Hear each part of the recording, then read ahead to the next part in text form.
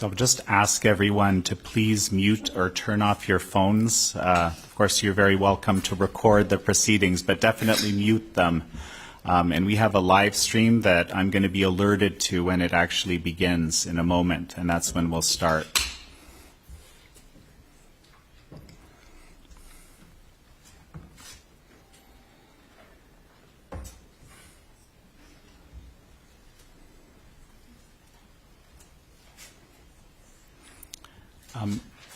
If you are a speaker, we're going to rotate out some of the people that are up on the panel to bring you on. With time, we have people in the audience, some of our staff who will help with that process, in case you're wondering what's happening next.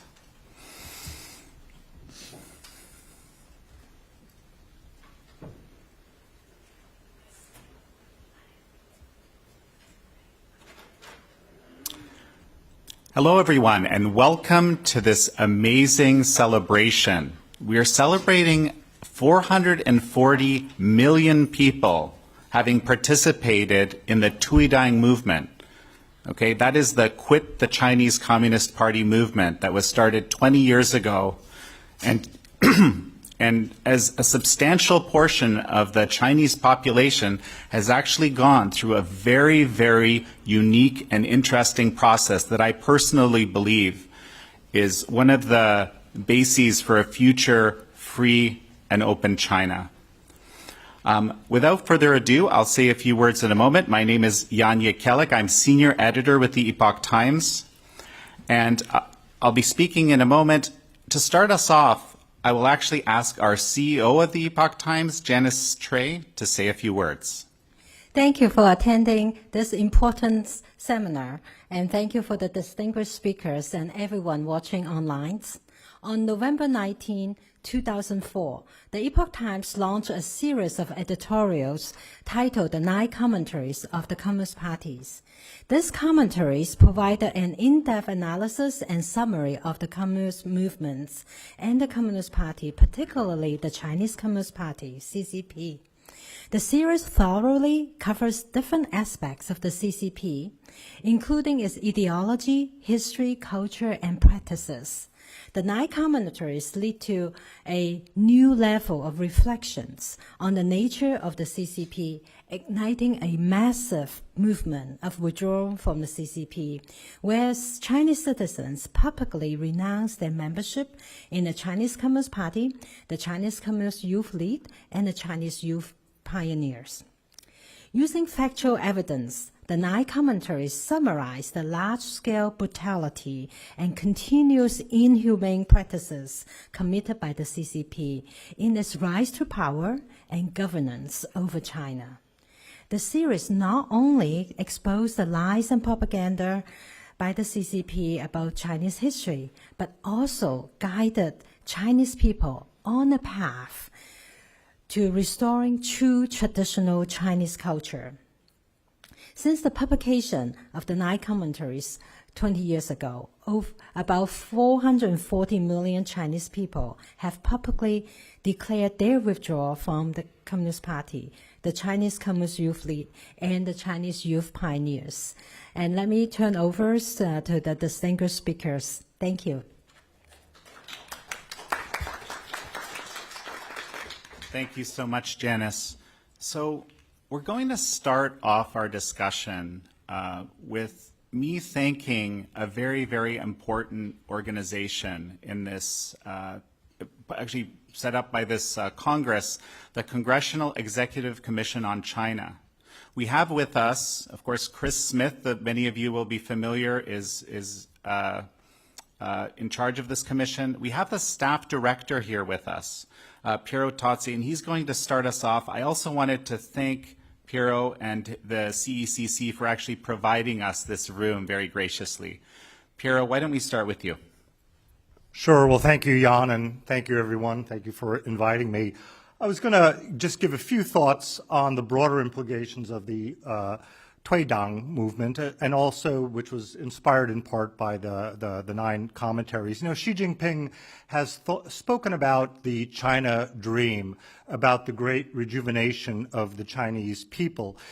Yet at the same time, his period of rule has really been characterized, I think, by a repressiveness, by a centralization of control of the economy, of economic life, of social life, and in many ways a reversion to the ideological obsessions of the Maoist period, as Xi Jinping thought.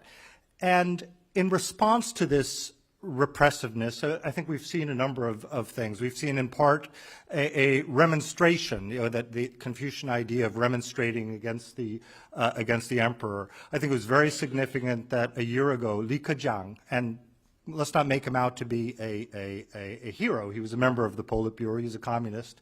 Yet in some ways, he did represent a more popular resistance or an alternative within the Communist Party. And he said something very interesting and very threatening to Xi Jinping. He said, 人在干,天在看, if you remember. And if the people in Taiwan, sometimes they say, ooh, 人在干 doesn't sound that good, 人在做. But that's what he said. Don't blame me. So, but he said that, men act and heaven watches. And if we're familiar with Mencius, Mengzi, and also the Shujing, there was this saying that heaven sees with the eyes of the people and hears with the ears of the people. And that when you have a leader who becomes a tyrant, a Bao Jun, he no longer is entitled to deference or leadership. He has forfeited that. He's lost the mandate of the people. Very interestingly, and under strange circumstances, a week after he gave that speech, Li Keqiang died. We don't know the exact circumstances, but we do note that it was something that caused a lot of people to take pause. We've also seen more active, just now in Henan, we see these young people bicycling, or just a month or so ago in Shandong, a lot of veterans there when there was a road rage incident there that was indicative of official corruption. So we do see a lot of kind of active movements there, a lot of ferment. But one thing I do want to focus on, though, because I don't think sometimes it gets as much attention because it's much more passive, and that's what we see, the Tanping movement, or the Bailan, the lay flat movement, or the just let it rot, that a lot of people, in response to Xi Jinping's exhortations to work towards the Chinese dream, are just saying, meh. Now, we see in other countries, we see sort of the slackerism, and some people say, well, that's just sort of a Chinese version of slackerism. If people go to Yunnan, was it Dali, kind of like the hippie haven, or to go hang out on the beach in Hainan. So certainly there is some of that. But there is also, I think, an active choice of passive resistance. Some of us who studied martial arts are familiar with the Wu Wei principle, where when you have superior force, instead of trying to meet it and getting crushed, you give way. And I think, in some ways you can think of it in sort of Taoist terms too, this sort of a passive kind of giving way. But there's also a more active form of passive resistance, a more Confucian form, as it were. I think in the Analects it said that when good governance prevails in the empire, the scholar, the scholar official is in evidence. When it is without good governance, however, he withdraws. So in many ways, I think we are seeing a withdrawal, especially among the younger generation. And some people have talked about in Hu Wenhui's the garbage time of history, 历史的垃圾时间, right? We're also seeing, I think, in some cases, a demographic resistance. There was that very viral video a year or two ago of someone says, you're going to be punished, up to 3 generations, and said, 3 generations, this is the last generation. Personally, I think that's very sad when people drop out and cease having children. I'm expecting our first grandchild any day now, so it's, that importance of civilizational and cultural continuity is very important. But what should we do? What should the U.S. government do? I think in many ways, it's almost like doing nothing. Let things run its course. But what we shouldn't be doing is we should not be subsidizing tyranny. We should not be, for example, the U.S. government, we purchase, our Department of Defense and our Department of Agriculture purchases fish that is caught and processed with forced labor from China. what we serve on our military bases, what we serve in prisons and school lunch programs, has been tainted with forced labor. So that's a day one thing that the Trump administration should do. Stop U.S. government purchases, stop subsidizing tyranny, and certainly our businesses should stop having forced labor in their supply chains. We have to rid ourselves of that. Now, I do want to point out that just today, DHS announced that they added 29 companies to the entity list that are utilizing forced labor. It brings it, I think, to 107 counts. I do want to give a shout out to Rob Silvers and his team at DHS, which has been very good in tracking forced labor and so that we can identify what goods are made with forced labor, and we have to stop doing that. And we should stop making a false idol of stability. You know, one of the terrible mistakes I think that was made was when George H.W. Bush, in the aftermath of Tiananmen Square, sent Brent Scowcroft to Beijing to reassure the Chinese Communist Party that stability was important and don't worry about it. Never again should we side with the Communist Party against the Chinese people. Never again. Let things take their course. It is, I think, you know, there's what is it from the Three Kingdoms? Fen Zhou Bi He, He Zhou Bi Fen. If it is, you know, to things to fall apart, let it fall apart. Let the party fall. But then again, you know, we talk about that Wu Wei principle.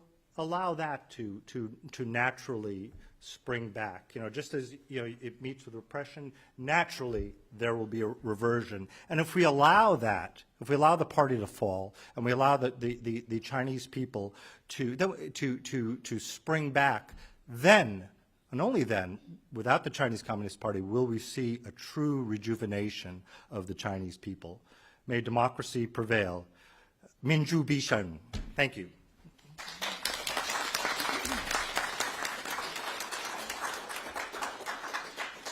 Pierro, thank you so much. It took me quite a few years to figure out what exactly the Quit the CCP movement was doing, right? We have a situation here where, and we're going to have the president of the Global Service Center for Quitting the Chinese Communist Party speak in a moment exactly what they've been doing these 20 years. But we have a situation where essentially activists are going out into Chinese communities within China, overseas, tourists everywhere, and asking them to quit the Chinese Communist Party. Okay? People don't need to do this publicly, although some people do. They don't need to run in the streets. Their name gets taken into a private secure database. Okay, but what is the meaning of this, right? And it's very interesting what Pierro was just talking about, right? How to let things run their course. In communist societies, and many of you will be familiar with this, they're unbelievably hierarchical, of course totalitarian and hierarchical. And in this sort of situation, they actually actively act to compromise, let's say, the morals of every person involved. They put people in no-win situations again and again and again until their moral high ground is compromised, thereby being able to rule over the populace. So what I realized one day, and I think there are a few people here actually in the audience who helped me understand this Quit the CCP movement is actually a kind of a cleansing. It's an opportunity for people to say, yes, you've harmed me, Communist Party, but I am putting you behind me, right? And this is precisely, now we have 440 million people in communist China that are ready for the kind of future that Pierro was just talking about. So without further ado, let me introduce Yi Zhongyuan, Yirong as I know her, president of the Global Service Center for Quitting the Chinese Communist Party, also known as the Tuidang Center. Thank you very much. Greetings, everyone. It's my great honor to speak about the Tuidang movement, Quit the CCP, Quit the Chinese Communist Party, the largest peaceful movement in China today that has seen about 440 million Chinese people withdraw from the Chinese Communist Party and its affiliated organizations. First, please allow me, on behalf of the Tuidang movement, to express my sincere gratitude to U.S. government officials who have offered us their support and commended the Chinese people for their bravery in stepping forward and pursuing freedom. What's the Tuidang movement? The Tuidang Quit the CCP movement is an emerging non-violent grassroots movement in China that encourages Chinese citizens to renounce their ties to the Chinese Communist Party and its affiliate organizations, such as the Communist Youth League and Young Pioneers. The Global Tuidang Center, also called Global Service Center for Quitting the Chinese Communist Party, is a nonprofit organization registered here in the United States with our headquarters in New York. Our missions are to educate about the destructive characteristics of the communism, to assist all Chinese people worldwide to renounce their association with the CCP and its affiliate organizations, to set the Chinese people upon the path that will ultimately lead to a new China, a China without a communism. In 2004, the Epoch Times published an editorial titled Non-Commentaries on the Communist Party. For the first time ever, it provided a comprehensive analysis of the evil nature of the Communist Party. It concluded by asking Chinese people to make a withdrawal statement from the communists. Awakened and inspired by the non-commentaries on the Communist Party editorial, the Chinese people realized that the evil nature of the Chinese Communist Party and started making distinctions between China and the CCP, and more courageous Chinese people have started to renounce the Chinese Communist Party and its affiliated organizations. Up until today, so about 440 million Chinese people have quit the CCP. Through its history, the CCP has used violence and terror to establish and maintain its role over China. It has used censorship to control the information and propaganda to brainwash Chinese people. It's impossible to put into words the grave sufferings Chinese people have undergone. A conservative estimate yield like 80 million Chinese people perished without due to natural cause under the CCP's reign of terror. Millions of volunteers are helping people to spread the non-commentaries and to help people to quit the CCP day and night by talking to them, calling them, chatting with them over the internet, help people to register to Tuidang. Our volunteers works like 24/7. They review statement in real times as they come in. And we have very serious registration, review and the statements. I should say that 3 withdrawal number is accurate and very serious. Why the Chinese people need to quit CCP? Almost everybody in China has been forced to join one of or 3 of the Chinese Communist Party and its affiliated organizations at some point. When a child is forced to join the Youth League, Young Pioneers, they go to school, they raise their fist and to make oaths that they will give their blood for the Chinese Communist Party, struggle their whole life for the Chinese Communist Party, or never betray the Chinese Communist Party. So it's from a very young age, Chinese people were brainwashed to believe that the Chinese Communist is China. Communist Party is opposed China. So it's very different. The oath that all Chinese people have sworn to the CCP flag has been etched in their heart and soul. It's fundamental to their beings. Renounce the oath. It's a simple matter on the surface, yet it is profound implication for the life of Chinese people. they experienced fundamental changes after they, renounced their, ties with the CCP. Why Quit the CCP is not a political movement? The Tuidang movement is not political. It's more of a spiritual awakening. Tuidang movement itself does not offer, aim for political power. Instead, Tuidang offers Chinese people something much more fundamental and far-reaching: hope and the prospect of freedom and prosperity.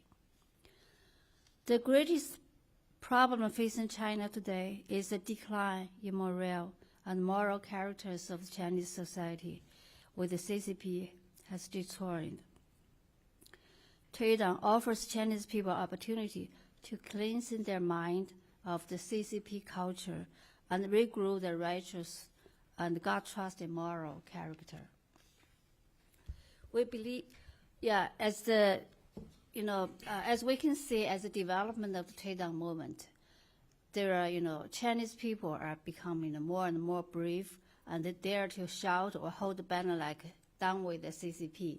So it's happening in China almost every day in Chinese society today. We believe that the Tuidang movement grows ever larger. The CCP will collapse someday, very soon, I believe, just as what has happened with the former Soviet Union and the Eastern European bloc in 1990s. So let's be ready. The Tuidang movement is the best solution to peacefully dissolve the biggest communist party in the world and bring about the peaceful changes to China. It's laying the foundation for fundamental changes in China, a China without communism, the kind of change that can only come from the changes from the Chinese people's heart and soul. The End CCP petition in 2020, amidst the pandemic, the Tuidang Center initiated a petition in the U.S. and beyond, calling for an end to the evil Chinese Communist Party. And they'll also have the End CCP car tours around America. We just complete 50 states.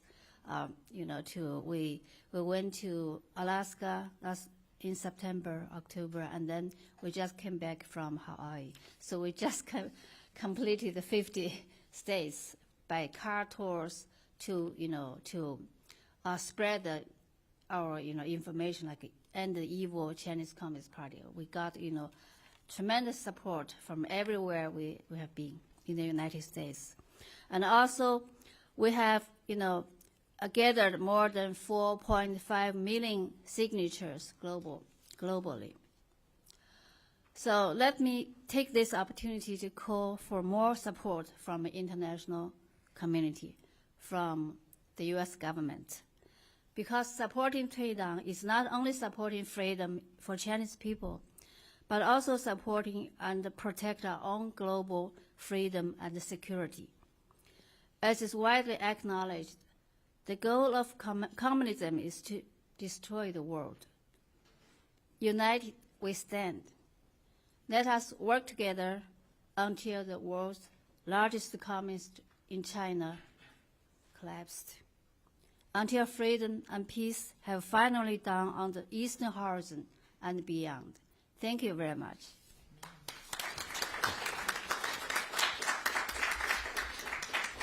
Thank you very much, Yirong, for leading this incredible heroic effort. But it still boggles the mind that it's been 20 years, but it's 440 million people have taken this step to quit the Chinese Communist Party. If you're in the live stream, I'm just kind of offering a quick reminder. Next up, I'm going to invite up to the podium Bob Destro. Robert Destro was the Assistant Secretary of State for Democracy, Human Rights, and Labor in the previous Trump administration.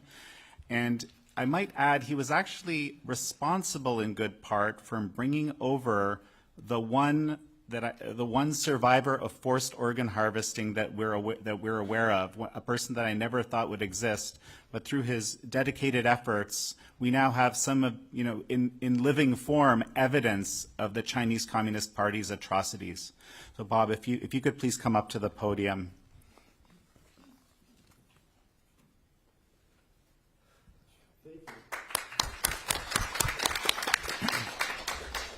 Well, I'm sorry I got here a few minutes late. I apologize for that. I actually got lost in the room. So, just because you can help people get out of China doesn't mean you can find your way around Rayburn.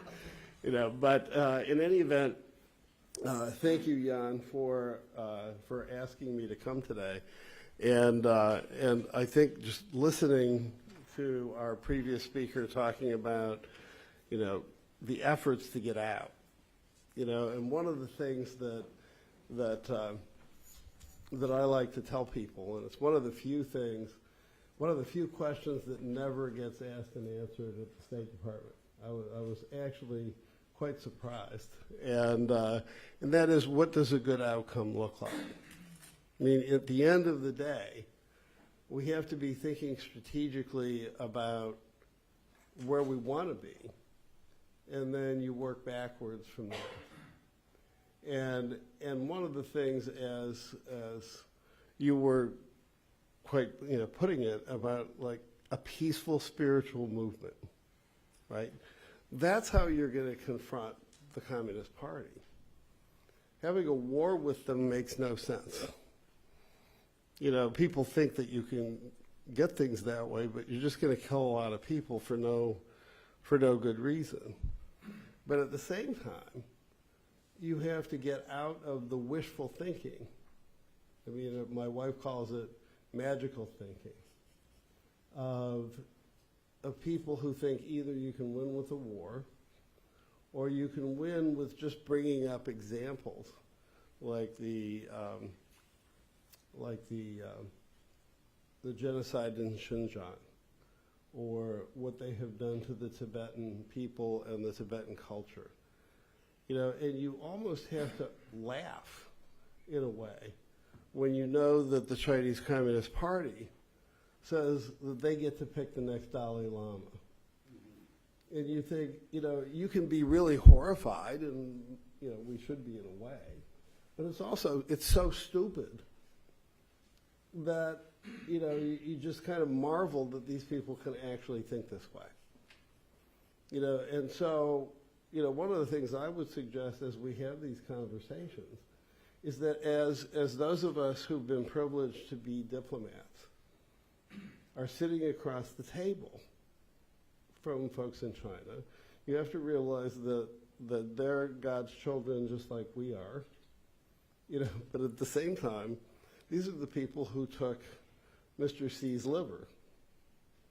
I mean, so you have to be realistic about who you're negotiating with, and they're not going to change that much, because as far as they're concerned, we, all of us, and individually, and the people in China, are commodities, right? We can be moved around like little ships on a map, but I can tell you there's an awful lot of people in the West who think the same way, and they're not Chinese Communist Party members. So it seems to me we just need to be realistic and to understand that what we've got is a form of spiritual warfare, and unless we understand it as such, we're not going to know how to prepare.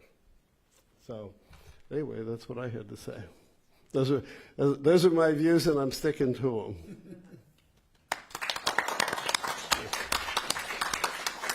Thank you, Bob, for that.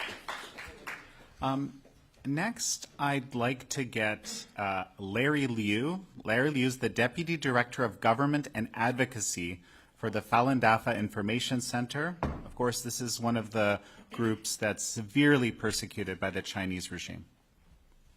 Thank you. Thank you, Yang. One of the chapters in the 9 commentaries on Communist Party is about the persecution of Falun Gong. And this is one of the largest, longest running, and most brutal human rights atrocities in modern Chinese history. And so the worst part, I would say, in this persecution is the forced organ harvesting. That I really thank Assistant Secretary Destro for bringing the first known survivor of forced organ harvesting, Chen Guangcheng, to the U.S. And he came out for the first time in August and to speak to the public. And but now I know that he's facing some death threat, and his house just recently was broken into by some CCP agent in New York. And so this persecution has been going on, started in July 1999, has been going on for 25 years, a quarter century this year.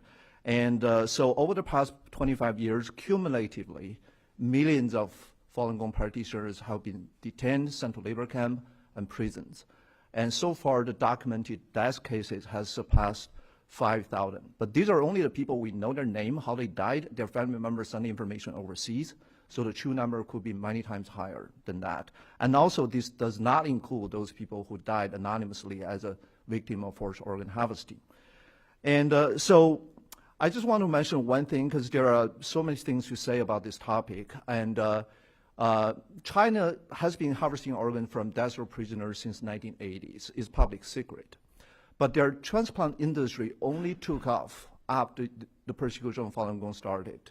And this is admitted by their own doctor. You know, this is one Chinese doctor told Chinese media that the year 2000 was a watershed moment for the organ transplant industry in China. The number of liver transplants in 2000 reached 10 times that of 1999.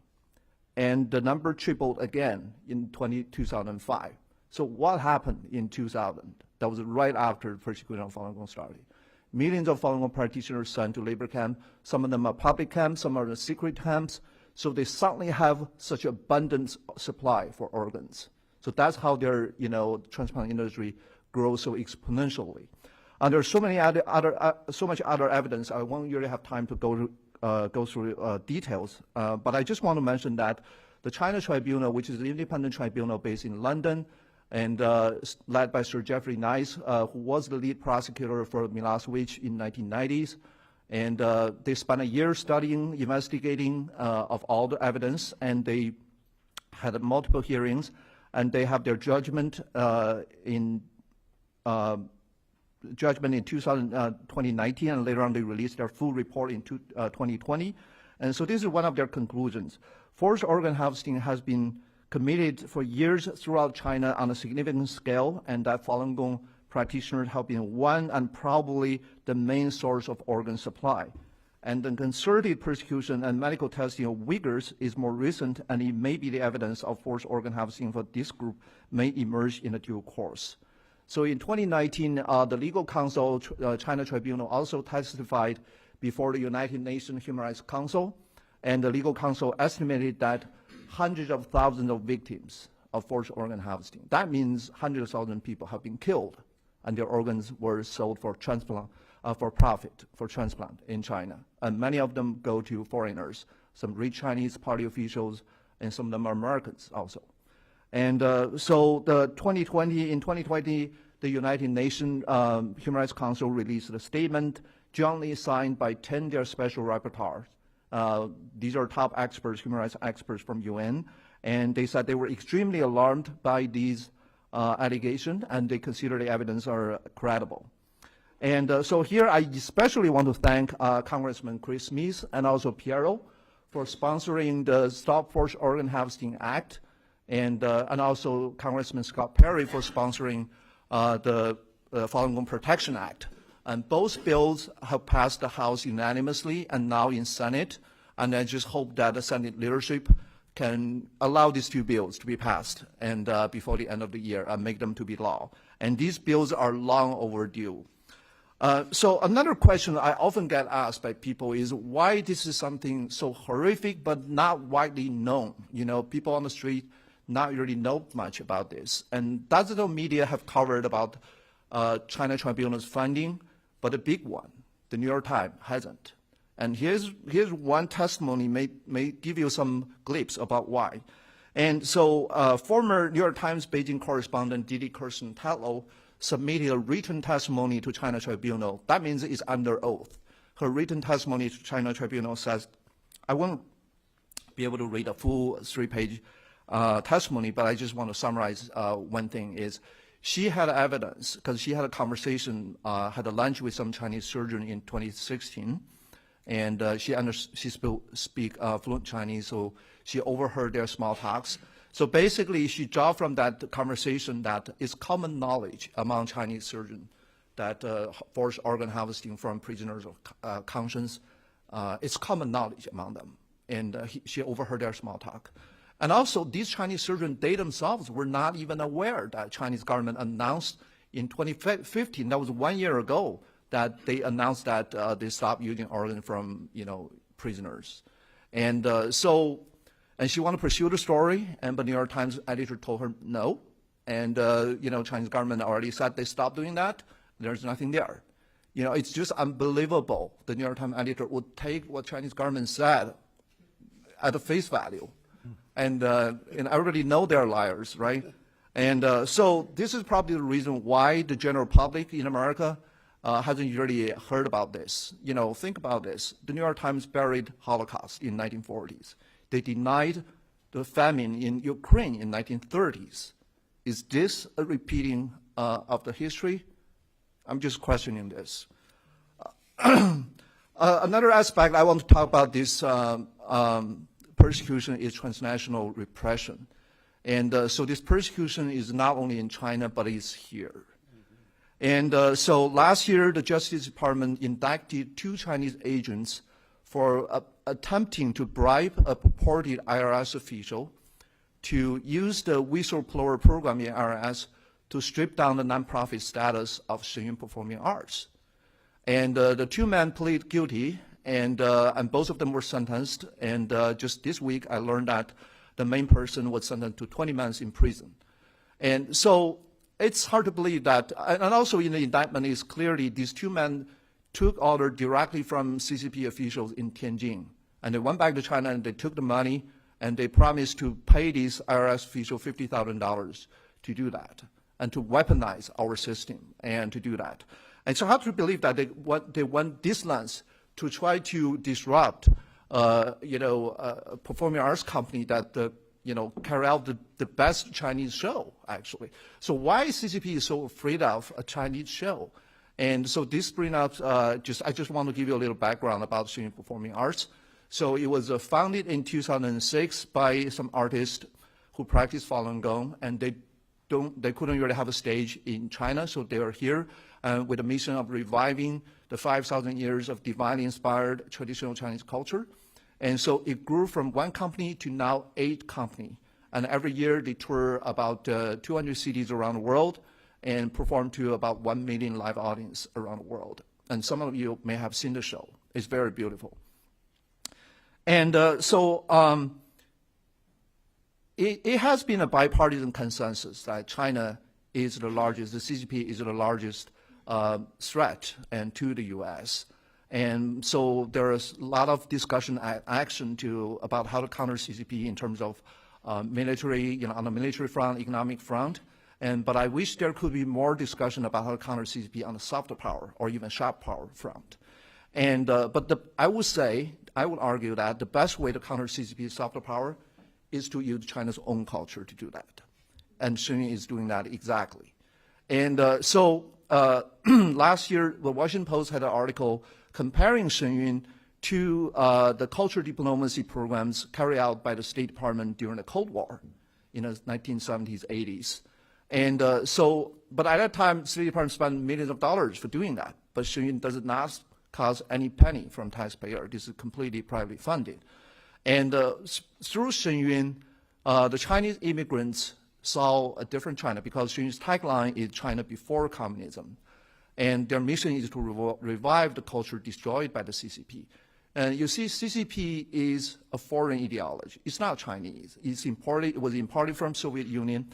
And so they destroyed almost most of the traditional Chinese culture during the Cultural Revolution.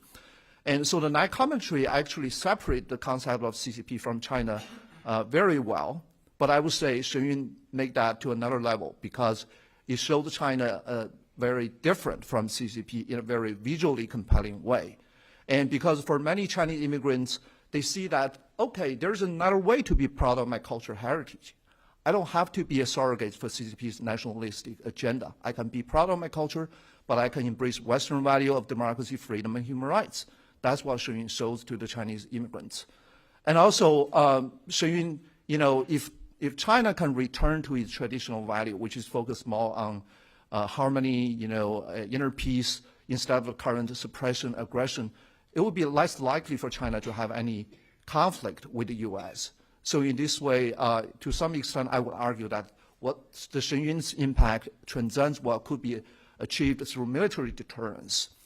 And Chen Yun separates China from CCP, so in this way, it really undermines CCP's legitimacy to represent China, Chinese people, and Chinese culture. So that's why the CCP is so afraid of Chen Yun. So they slander Chen Yun, they attack Chen Yun. So Falun Dafa Information Center released a report earlier this year, documented over 130 cases, instances of CCP's harassment, interfere Chen Yun. And so that includes they hire agents to try to slash bus tire, and also their embassy, consulates pressure local theaters to cancel the show. And in 2019, the then Chinese ambassador in Spain was caught on tape bragging about how he pressured the Royal Opera of Spain to cancel Chen Yun shows just 2 weeks before the show. A lot of tickets have been already sold. And they succeeded in some other countries like South Korea, like Vietnam, Ecuador, Greece. These countries are vulnerable to CCP's influence. But starting from this year, we saw escalation of that transnational repression. And in June, there was a secret meeting by the Ministry of Public Security in China, and we got a few separate whistleblowers sent that information, the meeting minutes, to us. So we published a report about that meeting. So I just want to be very quick to summarize. The meeting, one of the main agenda of the meeting is to mobilize concealed agents in U.S. to create and escalate the internal conflicts of Falun Gong, to expand non-stop the fighting strength, depth, reach of social media influencers targeting Falun Gong and Chen Yun, and they must attract continuous attention of the entire United States society and force U.S. government to strike on all fronts, eliminating the force of Falun Gong. And a few years ago in 2017, there's another leaked document from Chinese government, and that document say that we should develop non-governmental sources, cultivate non-governmental forces in fighting Falun Gong, and mobilize China-friendly people such as scholars, experts, journalists, and overseas Chinese community leaders who have greater influence in U.S. and Western country to speak for us, and strive to make more foreign media to publish more reports favorable to us, to CCP. And another leaked document just this year, a few months ago, very recently, another leaked document indicate that China's Ministry of Public Security and also the Ministry of State Security, they has an interministerial joint office for combating Falun Gong in North America. That's the name of the office, 北美打法办, combating Falun Gong in North America. And this office has been elevated from the section level to deputy bureau level, 副局级, to deputy bureau level. And Wu Xiuhua was appointed the director of this office for combating Falun Gong in North America in 2021. So this is a new development. So I just want to kind of mention this. If you saw some social media posts or even mainstream media article attacking Chen Yun or attacking Falun Gong, I encourage you to approach it with caution and skepticism, because you don't really know who is behind this. And so I encourage you to go to Chen Yun website or Falun Dafa Information Center website to get a full picture and the true story. And you probably heard about just 2 months ago, Linda Sun, who was the former chief of staff New York governor, who was indicted for being an agent of China. And the CCP's long arm is here, and its reach is much deeper and wider than most people think. So last topic, I just want to quickly mention that Falun Gong's response to this persecution in China. Throughout Chinese history, whenever there was a conflict between the people and the government, there usually are two outcomes. One is passive submission, the other is violent rebellion. But Falun Gong practitioners took neither approach. Instead, in response to the persecution, they launched the largest civil disobedience grassroots movement and information freedom campaign in modern Chinese history. So according to Minhui.org, a Falun Gong website, that there are currently estimated about 200,000 underground print shops run by Falun Gong practitioners. These are family-run print shops underground, and they print DVDs, booklets, including the 9 commentaries and pamphlets, and they pass out to their community, to fellow Chinese, often at a great personal risk. A 2017 Freedom House report titled "The Battle for China's Spirit," and this is really a great report. I recommend this report for anybody who wants to know about religious freedom in China. In this report, there is a chapter about Falun Gong, and this Freedom report said that, this Freedom House report noted that disseminating 9 commentaries and encouraging Chinese people to quit the party has become a focus of outreach efforts by Falun Gong practitioners in China. And the report said that the CCP has created a self-fulfilling prophecy, generating the very threats they feared by turning tens of millions of apolitical citizens and party members into an army of dedicated activists at odds with the CCP. And so the Freedom House report also noted that many Falun Gong practitioners have been arrested and sentenced to prisons for spreading the 9 commentaries. And so they examined many court documents of those sentencings. And many of the court documents said, these Falun Gong practitioners, exactly because of their possessed many 9 commentaries, often, each person have like hundreds of 9 commentary booklets or DVDs, and they were sentenced to prisons. And so these, they really sacrificed a lot. And a lot of them died in prison in labor camp, and some of them survived. And a few of us are with us here today. I would like to invite them to come to the front. I just want to briefly mention their name. And I want to mention that Chunrong Wang, and if you can come to the front, and she was an accounting firm owner in China, and she was sentenced to 3.5 years in labor camp. And Chunying Wang, and she was a nurse in China. She sentenced to 5 years in labor camp. And Mike Yu, and he was an accountant in China. He was sentenced to 2 years in labor camp. Just come to the front. Yeah, you can just come up in the middle. That's okay. Yeah. Yeah.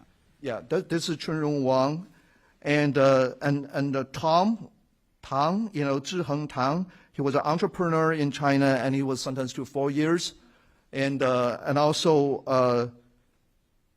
Shenhua Wang, and she was a Russian translator interpreter, and she was sentenced to 2 years in labor camp. So I just want to mention, these are people who are fortunate to be able to come to U.S. Some of them are, they're really grateful to U.S. government for accepting them. Some of them came here as a refugee. And but their sacrifice will not be forgotten. And the new Free China will forever remember their sacrifice and be thankful for their contribution. Thank you all.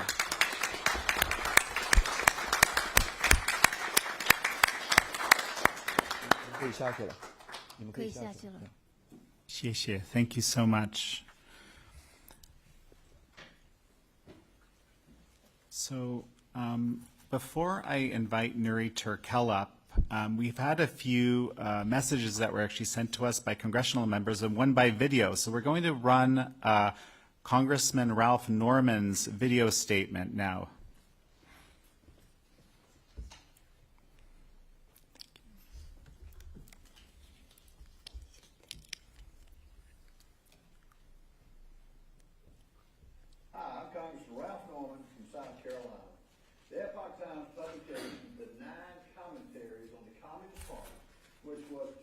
Some 20 years ago today is an extraordinary work highlighting the destruction of the Chinese Communist Party.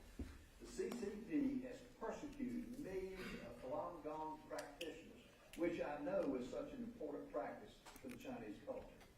It is so encouraging that now nearly 440 million Chinese people have come to the light and have quit the CCP. I believe this is largely in part due to the Epoch Times and especially its 9 commentaries on the Communist Party. I wish I could be at your forum in person to join you in continuing to raise the awareness about the evils of the CCP, but just know that I stand with you and will always support you in fight. Thank you so much. God bless you. So now I'll invite Nury Turkel to the podium. So he is the former chair of the U.S. Commission on International Religious Freedom, USAR. He's a senior fellow at the Hudson Institute. But perhaps most importantly, he was actually born in a Chinese re-education camp. Nury, please. Good afternoon. Thank you very much for having me at this important event, Jan. I appreciate your hard work, diligence, educating the world about the evil nature of the CCP. I have the pleasure of working with you and your team over the years. I'm very grateful. Thank you. I'm also happy to see my old friend Bob here and Pierro. Thank you all for joining. I also wanted to take this opportunity to thank the Epoch Times for shining a spotlight on human rights abuses committed against vulnerable ethno-religious groups in China, including the Uyghurs, over the year. Before the established media start covering, Epoch Times started this educational endeavors. It's been ongoing, and I'm so pleased to be here with you, show my solidarity. During my time at USAR, advocating for Falun Gong community was one of my focus areas. We're here to celebrate, as been discussed, something very significant, truly remarkable, that over 400 million people left or decided to quit CCP. This is not just a number. Oftentimes people look at the number, they forget about the consequences of making such a significant decision to stand up for freedom and justice in the face of retaliation from this Leninist dictatorship in Beijing. Leaving Communist Party can be very risky, could cause people's lives, end up including imprisonment. CCP surveillance, as previous speaker mentioned, leaves very little room for privacy, making it very difficult for people to have a healthy conversation and make a conscious decision, because repercussions are very serious. As Jan noted, I was born in a re-education camp. While being in the United States as a citizen, a former government official, I still face retaliation by Beijing, including to hold my aging, ailing mother away from her American family for more than 20 years. The bravery that we have seen in the Chinese communities leaving this evil regime, evil ideology, is extraordinary. And one might wonder why people making such a serious decision. As you have been reading and are well aware, CCP has faced, rightfully so, a harsh criticism led by the United States government. That's all and relied on the reports done by various NGOs, investigative journalists, government agencies, exposing some of the most heinous crimes committed against the ethno-religious groups, including the Uyghur people in what Chinese government calls Xinjiang Uyghur Autonomous Region.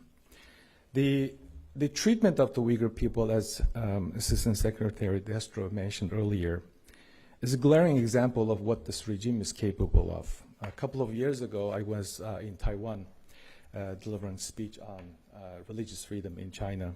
One of the messages that I want the Taiwanese people to hear from me directly was just looking at the way that the Uyghur people treated demonstrates what this regime is capable of, committing modern-day genocide, locking up millions of people in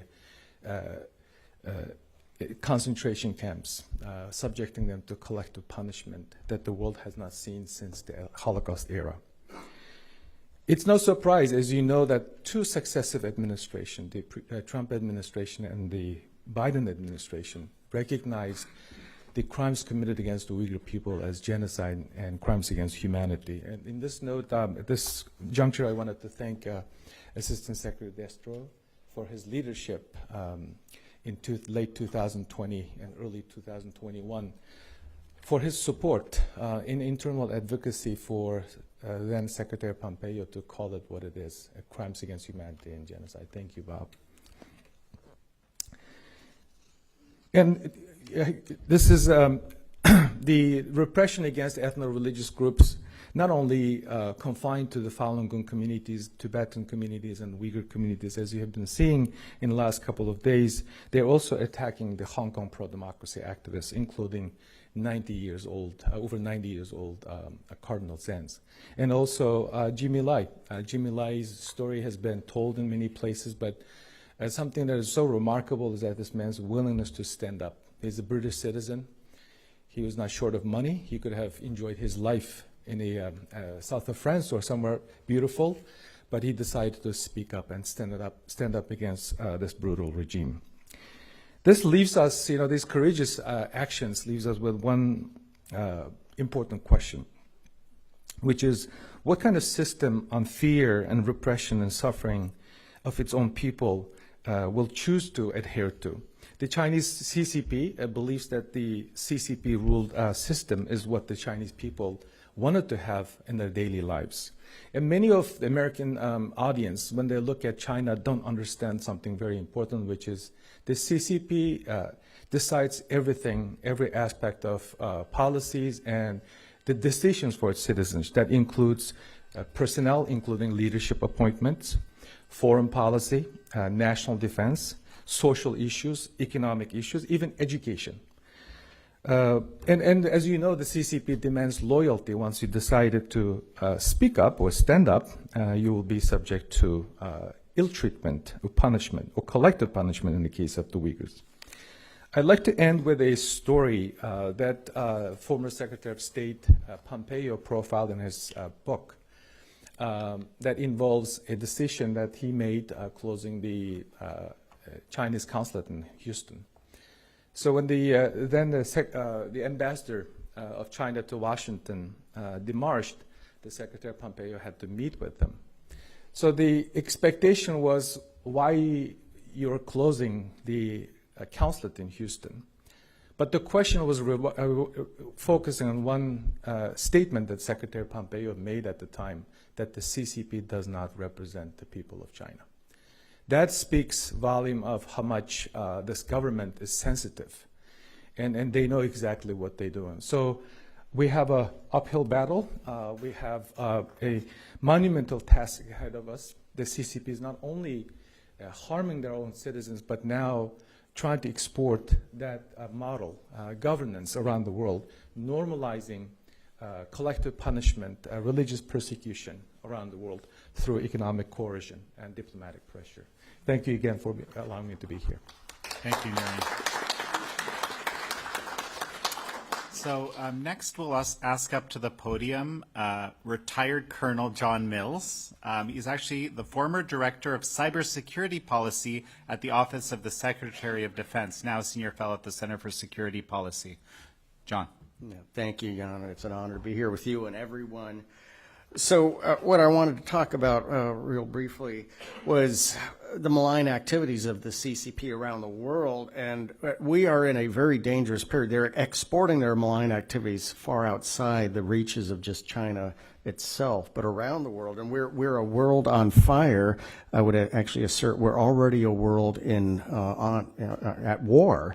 And if it was 1939, it's not November of 2024, it's November of 1939. But if you ask right before the war of experts in 1939, people say, well, there's not a world war going on. But there's a conflict in China, there's a conflict in Ethiopia, there's a conflict in Spain, but there's not a world war. Well, September changed everything, okay? We're going through that right now. Everything that is going on in the world traces directly to the malign activities of the Chinese Communist Party. Everything, every part of the conflict. And I'll just give you a few examples here. Right here in the United States, the fentanyl crisis, 10,000 dead a month. We're going on to the third year of losing 120,000 a year. That's more in 1 year than the entire Korean War, the entire Vietnam War, and the entire war on terror combined in 1 year. We're stepping over bodies on the streets in America from fentanyl. It's 100% from China, now made under the supervision of Chinese MSS personnel, PLA personnel in northern Mexico. I mean, if that's not war, I frankly don't know what is. I mean, and we have to recognize it as that. And from my training experience and background, when you can walk, when somebody can walk between the warring factions of the drug cartels in northern Mexico and nobody touches them, that means they're the ones running the situation. And that's exactly what's going on with Chinese paramilitary personnel in northern Mexico. That's exactly what's going on. So they are calling the shots. Now, the DOJ has been pursuing, and there have been indictments against companies and individuals, including for Chinese nationals, for conducting the supervision and oversight of the fentanyl in northern Mexico. But we have to get a lot more assertive. This is absolutely China declaring war. There's also the mass psychosis of TikTok. That is digital fentanyl, no question about it. That is targeted mass psychosis using their vast capabilities in cyber and data and AI to custom a message stream right back, because they've created a digital twin of everyone. I guarantee you, everyone in this room has a digital twin in the servers in Shenzhen, China. I guarantee it. The Chinese colonies of Russia, okay, I did say colony. That's what's going on right now. The Chinese colonies of Russia, North Korea, Iran, and Venezuela are waging regional war. Russia would be out of the Ukraine conflict. They would have been out of the Ukraine conflict 2 years ago if it wasn't for the support of the Chinese Communist Party. Nobody makes the war material that is compatible with the Russian war machine. Nobody. And part of it is China has been very coy on this, saying, well, but that's actually made in Iran or that's made in North Korea. Part of that might be true, but that's all made with Chinese tooling and machinery that's been exported. So this is all China. This is all China. NATO finally realized this in summer of this year and really came after China strong. But this has been going on for 2 years. Russia, this whole war in Ukraine would have been over if it wasn't for Chinese war support. So I count 14 major conflicts and hotspots going on around the world. Everything traces directly to China. And, oh, yeah, by the way, we do have, it's not well known in U.S. law, 15, I'll cite just one of the citations, 15 CFR 791.4. China is listed as an adversary state. That's pretty strong language. China is listed as an adversary state. We need to start acting like it. It's in U.S. law. But we have a lot of failures that we got to work on with the incoming administration. A lot of failures, and I come out of a long career in the national security world, both as a military and as a civilian. We have a lot of failures. We have to understand China as a pervasive, malign, and mortal threat and start acting like that. Our nuclear count of China is way off. And I've worked behind the veil for a number of years on national intelligence estimates and intel community assessments. I am very dissatisfied, and using an intel term, I have very low confidence in our count of the Chinese nuclear count. That we are being lazy on our count. Possible nukes in space, possible missiles in Cuba. The Chinese footprint in Cuba is growing and pervasive. And they, by doctrine and design on all their forward encampments in other countries around the world, they put long-range missiles, including the S-300, S-400, which is dual use. And you can reach out and not just hit air targets, you can hit ground targets. We have a missile crisis going on in Cuba, very likely. We have just a weak national security response all over both domestically and overseas.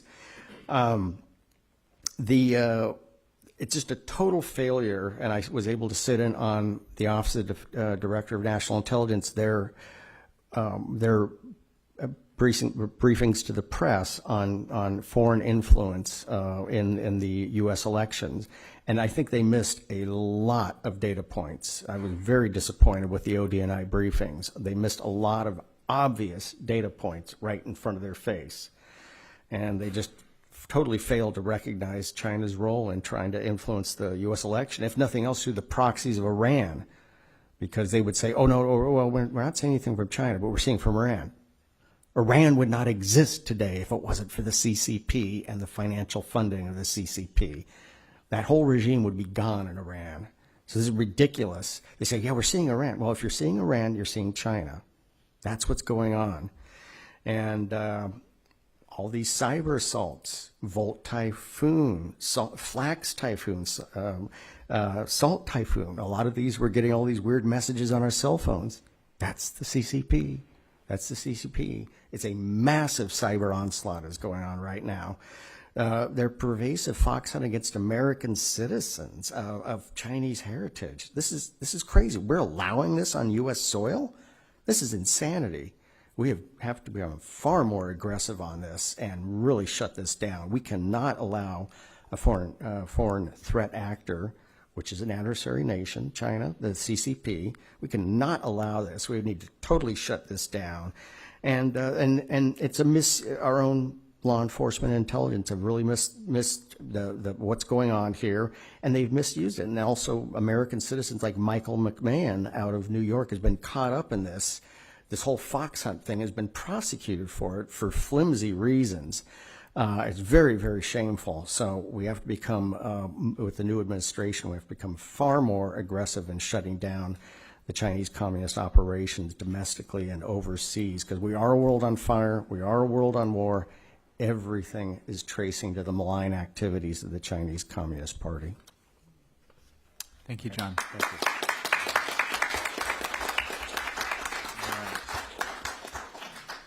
Before we continue, I'm going to read a couple of statements from congressional members. So we have a statement from Congressman Gus Bilirakis. China has a long history using a variety of repressive methods as a part of a genocidal campaign to forcibly remove the people and culture of certain religious and ethnic minorities within China. While this heinous practice has been used against a variety of ethnic and religious groups, like the Uyghurs, Tibetans, Muslims, and Christians, Falun Gong practitioners in particular have been the target of the CCP. Falun Gong is a traditional spiritual discipline founded in 1992, and only 4 years later started facing oppression from the state, which has only increased in intensity. Falun Gong practitioners suffer from persecution, intimidation, imprisonment, torture, and even death at the hands of the CCP, solely because of adherence to their personal beliefs.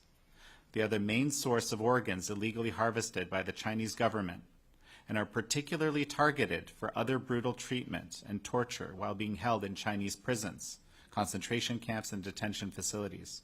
The United States and our allies must send a strong and unwavering message in defense of basic human rights and protections for all people. The right to worship and freedom of belief must be protected throughout the globe. No person should ever be intimidated, forced from their ancestral homeland, imprisoned, or murdered because of their beliefs.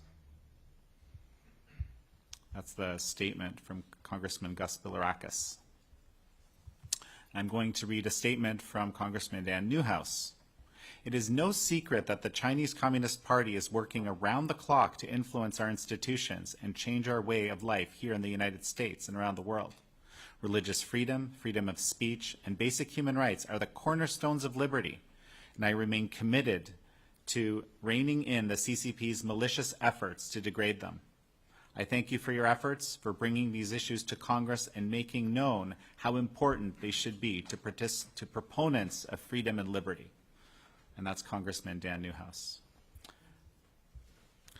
Next up here, from up here, I'm going to invite Xi Van Fleet. Xi Van Fleet is an author and also a survivor of Mao's Cultural Revolution. Xi. Thank you so much. Thank you so much for inviting me to this important meeting. And so for those who don't know me, this is a little background story. I was just a quiet, typical Asian American, just stay quiet, mind my own business until 2020. And so when I saw what happening on the street, just remind me of what I experienced as a young girl during the Cultural Revolution. So in 2021, I went to a Loudon School school board meeting and just gave a 1-minute speech and comparing what they're teaching in school to what I experienced in the Cultural Revolution. And it went viral to my surprise. And people started to invite me for interviews and for speeches. And during that time, I got so much support from the Epoch Times. Young interviewed me twice, and a lot of articles about my story. So what surprised me is that Americans know very little about communism, about Chinese communism, and about Chinese Cultural Revolution. And that's a big problem. And so since then, I start to make this my mission to educate American people. Just like Mr. Liu said, the mainstream media, they're not helping. They're not educating the American public. The schools, they're not helping. They're not teaching the children of the dangers of communism. And in fact, last year, the Senate of Virginia defeated a bill that required teaching the evil of communism in school. Why? They said, it's racism. They say that if you teach communism in school, and then you're going to affect the Asians because they are the victims. Most of them are the victims of the communism. That's exactly why we need to teach communism, the danger of communism in America, the history of it. So I think that is something that we really, really have to work hard. And Epoch Times has been doing a great job, but we are not reaching the young people. And because we don't have really control of the academia, and we don't have control of public educational system. While we don't do anything, the CCP has been working really hard to gain the mind and soul of American youth. They have Confucian institution, hundreds of them in higher education. Now some of them are shut down, but they just change names. And now they're reaching to the public schools with so-called Chinese language programs and sister exchange programs. I think early this year, a bunch of high school kids I think it's Idaho, wrote a love letter to Xi Jinping and called him Grandpa Xi. And then she actually replied and then invited them, everything paid for, a trip to China. To do what? To do brainwash. So that is what we are facing. While we are not reaching to the young people, the CCP are doing it. And now we know what the former, thank God, the former candidate, presidential candidate for vice president, Tim Watts, for 20-some years have been taking Chinese American students to China, paid for again by the CCP to do what? To learn the wonderful things about socialism. And that is really appalling. So I really think that we have to make this a priority. And so we have all this history month. We have Black History Month, we have whatever month, we have LGBTQ year, not month. But we don't have something like anti-communist month. We have one day, which is November 6th. And I have been really asking for help. And I did talk to the victim of Communism Foundation, and I want to maybe get help from Heritage Foundation, maybe from Epoch Times. Let's make November the month of anti-communism.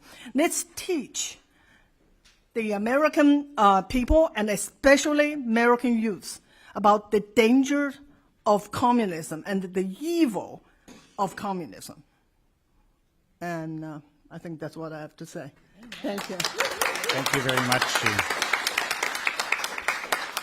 So next, I'm going to invite over to my left Dean Baxendale to speak. Dean is the publisher of Optimum Publishing, fellow Canadian, and he has actually published quite a few books that I think are really important. I'm going to name them. Willful Blindness, now with a new update.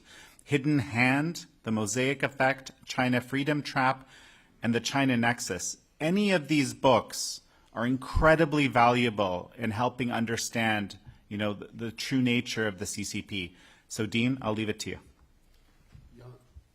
Jan, thank you. It's great to be here with my friends, fellow brothers and sisters in a quest for freedom and democracy, and to highlight the evils of the Chinese Communist Party.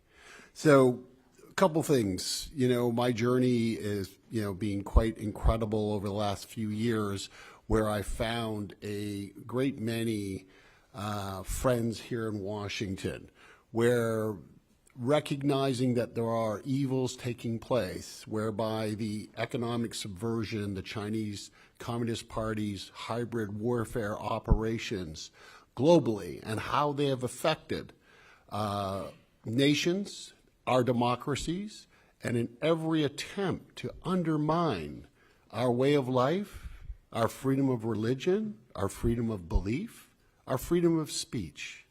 These are all things that we hold sacred. Our freedom of assembly.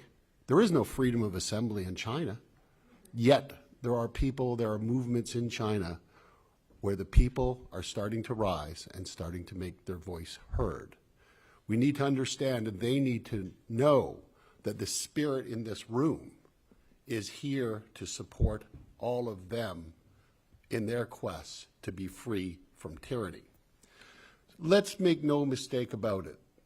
Communism, the Chinese Communist Party, actually they give communism a really bad name because they're not a communist regime. China Inc., the largest global transnational organized crime operation globally, working with the Crinks Alliance, China, Russia, Iran, North Korea, and now Venezuela. They're here to forward their agenda and to crush our democracy. You talked about fentanyl. The fentanyl problem is significant, and also in Canada, and our operations in Canada supporting the money laundering operations for the Sinaloa cartel, along with a few other Colombian cartels. Canada's punching well above our weight, unfortunately in a very negative way. And ultimately, it has become a transshipment point for fentanyl and the precursors. We are manufacturing millions upon millions of pills each month out of Vancouver, along with the Mexicans, to invade and ultimately kill Americans, kill Canadians. But Vancouver is a transnational shipment point. The United States is now surrounded. Antigua, Barbados, Jamaica. The amount of money that is being put into those jurisdictions actually they haven't had to spend too much money in terms of bribing their officials, getting them on board. So now we have ports, we have Chinese Communist Party investment that ultimately is buying the government and ultimately creating opportunities to launch cyber operations against the U.S. and critical infrastructure throughout the world. But in a cyber war, milliseconds make a difference. I'm currently working on a book and an investigation in Prince Edward Island, of all places, whereby the Chinese Communist Party, using a Buddhist monastic group, has been involved with laundering money and setting up a forward operating base for who knows what. We're getting closer to the end of that investigation, and that will come out in a book in 2025.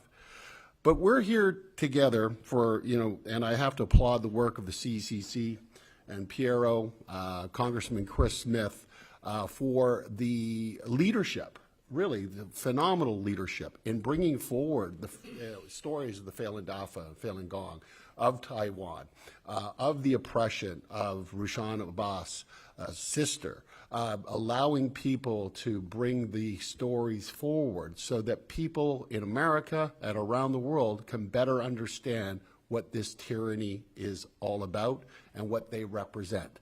Make no mistake about it. When we look across the table in a diplomatic way with a Chinese official, the first thing we have to ask, are they lying to us yet again? And we have seen this regime constantly, we're not oppressing, we're not organ harvesting, we're not doing anything in Xinjiang. No, there's no genocide. There's no cultural genocide. Look at Tibet. It started 70 years ago. That is the prime example of how the Chinese Communist Party started rolling out their campaign to oppress all those in China and ostensibly to overrun their societies, to cancel them, and they are trying to cancel those here in America and in Canada and in all democracies because they do not want the opposition. People like me are targeted. The MSS wanted to understand why my author, are we associated with the 5 poisons? I'll put up my hand. I'm associated with the 5 poisons. I love all my friends and my colleagues because they represent what humanity is, what dignity is, and what human rights should be all about. People should have the opportunity to be who they want to be, live free, and have the opportunity to have a great way of life. That is what America offers. That is what democracies offer.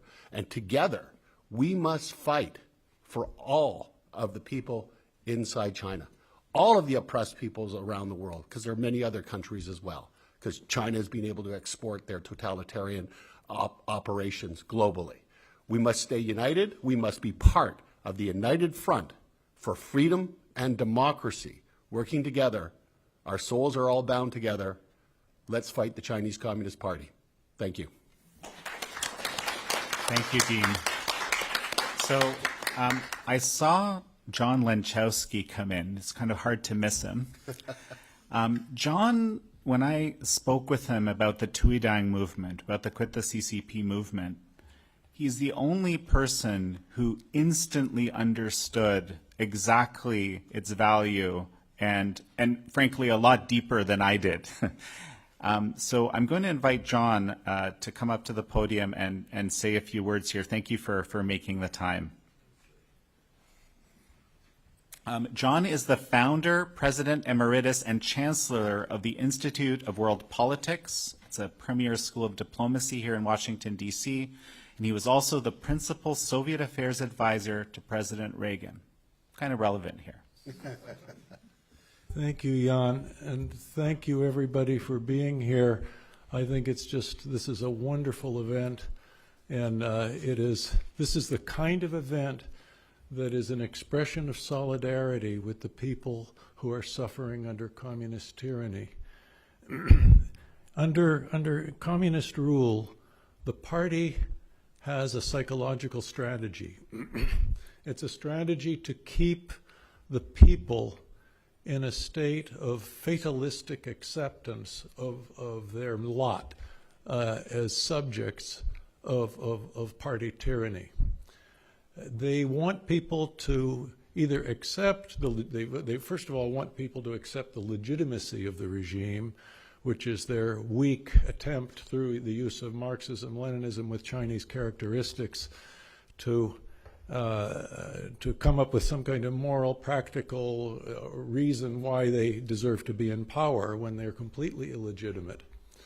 But they want people to be in a state of futile resignation, where there is enough hopelessness and despair that people will feel as though resistance is impossible. And part of what the way they do this is to atomize the society by creating an atmosphere of fear and mistrust, where there are so many informants to the secret police, and nobody knows who is an informant. And people are co-opted into that position against their will, but they're forced into it. They're tested if they don't inform when certain quote-unquote crimes are committed before their eyes. And if they don't inform, they can be punished for not informing. So people are forced into this type of a position, and nobody knows who is an informant. We don't know how many informants there are in China, but we know in East Germany a full 25% of the population were informants to the secret police, and that could be even a low estimate. So what you have is people living in fear and mistrust, and that produces the atomization of society, where people are separated from one another because of that mistrust. And therefore, once atomized, they're all alone against the party state. They cannot organize into cells of resistance. And so a huge part, and so when you feel all alone, you get increasingly hopeless and in a state of despair and futile resignation. This is exactly where the party wants them to be. And they control the semantics, they control their speech, they control their thoughts, and all of that speech control and thought control is a method of ultimately ensuring behavior control.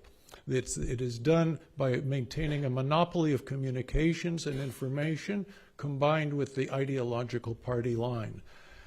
We are in a Cold War with China, whether our current administration realizes it or not.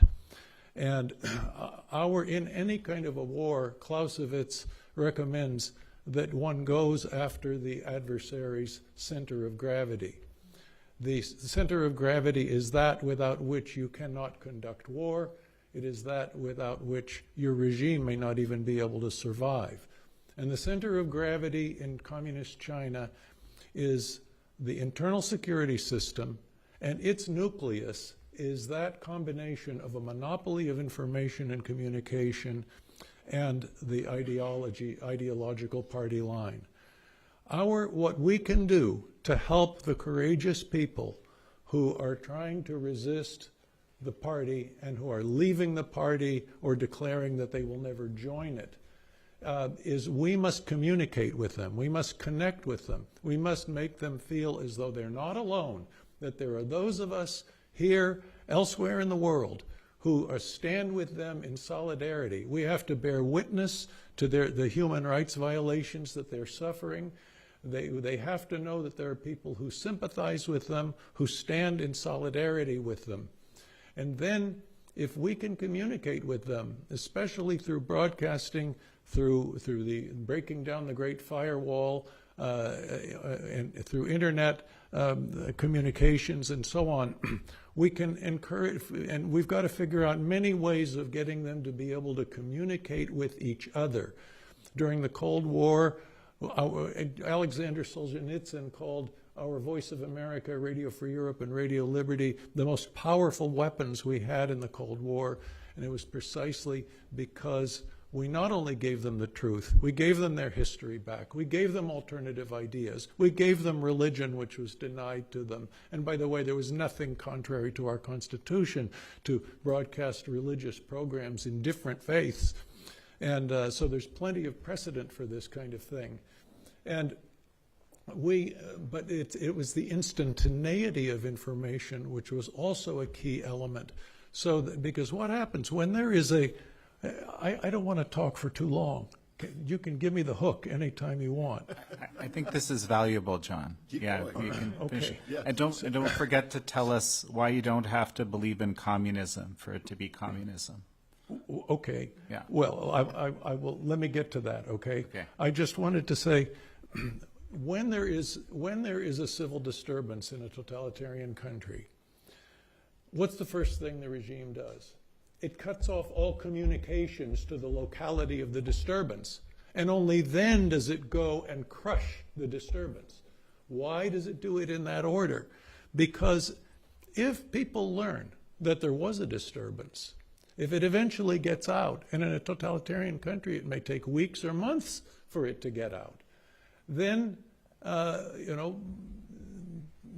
news also is that it was crushed. And so the people then get back into their funk of futile resignation. When the people are able to communicate with each other, and when we are able to get a signal, for example, a broadcast signal, into a denied area where there's no free press, for example.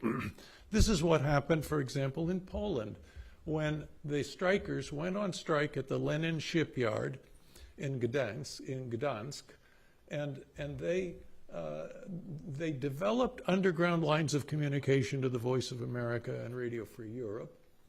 And when the strike happened, they managed to get the fact of the strike to our broadcasters, to the VOA and to Radio Free Europe. And then they, in turn, broadcast it to millions of Poles who learned about the strike while it was still happening and could rise up in solidarity and join the solidarity movement the way people can join the Tuidang movement. And so, within a matter of weeks, millions of people joined the solidarity movement, and it was the beginning of the end of the Soviet Empire. It was the instantaneity of this information that the regime particularly feared. Not only the truth, but the instantaneity of that truth. And it was a way by which the dissidents could communicate with the rest of the people of their country. There are, I've been told, something like 180,000 civil disturbances every year in China, and I bet you most of them don't know about the existence of the other ones, certainly not in a timely fashion. If there were better communication amongst the people, that could become a tsunami against the party. Jan asked me to talk about about the ideology. Just very briefly, many people in this country believe that the former Soviet Union in its latter years ceased to be communist, and that China long ago ceased to be communist.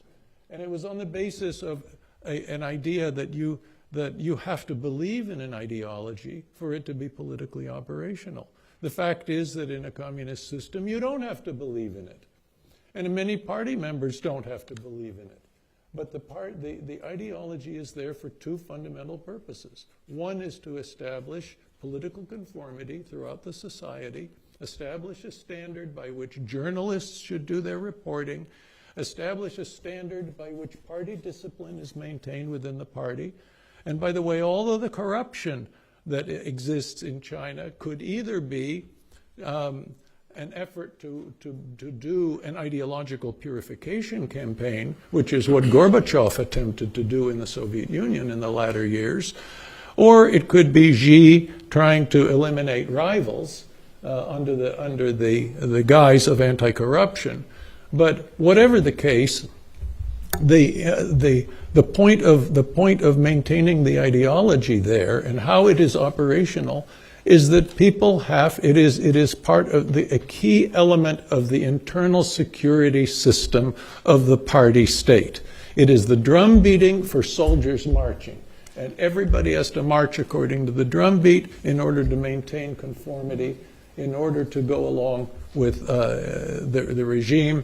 And if anybody is a nonconformist, they can be identified by the sergeant as a voluntarist, as an opportunist. There are all sorts of ideological expressions for this sort of thing, and they can be then disciplined or punished for being a dissident. So you don't have to believe in the ideology. This is mirror imaging. It's one of the treacherous methodologies of Western foreign policy and intelligence analysis. Other people and other systems are not just like us, and China is a communist country, and it uses the ideology in order to maintain control over the population and discipline within the party. Thank you. John, thank you so much. Okay. Now we're going to invite Reggie Littlejohn, founder and president of Women's Rights Without Frontiers. Thank you very much. It's an honor to be here, and I have been asked to speak about coercive population control in China. I am an attorney, and I represented Chinese refugees in their cases for political asylum in the mid-90s. One of my a client was forcibly sterilized. She had had 2 children, so she had violated the one-child policy, and they literally lifted her up and dragged her out of her home, screaming and crying, and held her down to a table and performed a tubal ligation without anesthesia, and she was permanently disabled after that. And that's when, in the mid-90s, I understood that the Chinese Communist Party's propaganda that the one-child policy was voluntary was a complete lie. I left the practice of law, founded Women's Rights Without Frontiers, and have been one of the leading voices in the world to sound the alarm about forced abortion in China. So, as you may know, the Chinese Communist Party has moved from a one-child policy to a 2-child policy to a 3-child policy. Right now, the policy is every married couple is allowed to have 3 children, which means that unmarried women are still technically, subject to forced abortion as well as 4th children. Why are they doing this when they need desperately more children? They are actually pressuring people who are able to have more kids. I believe that they are probably selectively enforcing the one-child policy against disfavored minorities such as the Tibetans and the Uyghurs. And I call upon them immediately to cease all coercive population control. Now, John Lankowski has just been talking about the atomization of society. There's nothing that has been more atomizing in Chinese society than the one-child policy, because it touches every single person in China. And at the height of the policy, everyone basically was an informant, or almost, they tried to make everybody to be an informant on everybody else. So if a woman was illegally pregnant, so she was pregnant without a birth permit, she could be informed on by her family, her friends, her neighbors, her coworkers, people in the village that were hired to just look at women's abdomens. And if a woman walked by who appeared to be pregnant and was not carrying a birth permit on her at that time, she could be subject to forced abortion. And so this is a way of absolutely atomizing society. You don't know who you can trust, so you can't organize for democracy. And, there was a time I've heard testimony. There was a woman who testified with me in Congress. And by the way, I'd like to acknowledge Pierro Tozzi and Congressman Chris Smith, who have been second to none in terms of bringing many, many hearings on this issue to the United States Congress. And I've testified, I believe, at 8 of them. But, there was a woman who testified with me who was forcibly aborted 7 times, and she was in her factory, and her working group had to inform on each other, because if anybody gave birth illegally from that working group in her factory, they would all be severely punished. And that's how they punished people. They also had, family planning police in the factories to make sure that women were not pregnant. I'll leave it to your imagination how they did that.